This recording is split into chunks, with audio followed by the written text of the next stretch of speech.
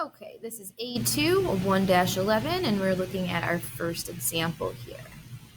So we want to solve this inequality and graph it on a number line.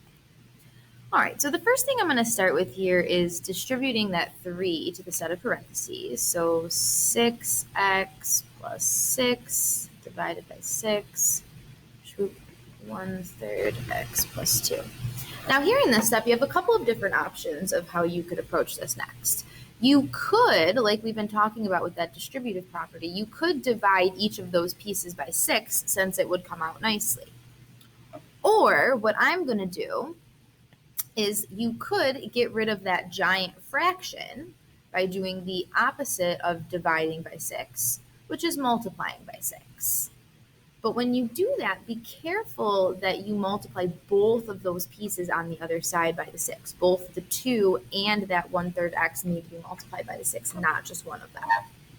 So over here on my left-hand side, my divide 6 and times 6 cancels out.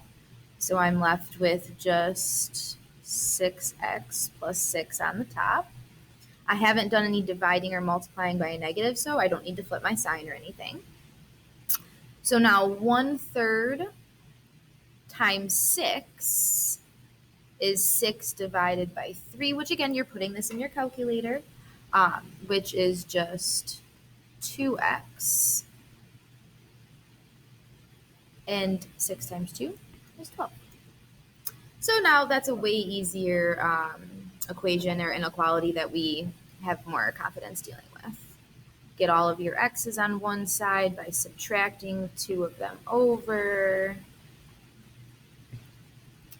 Move that positive 6 over by subtracting it to both sides. And divide by 4. Again, I have not done any multiplying or dividing by any negatives. I'm dividing by a positive 4 here, and that's minus 6, not negative. So 6 divided by 4 is 3/2.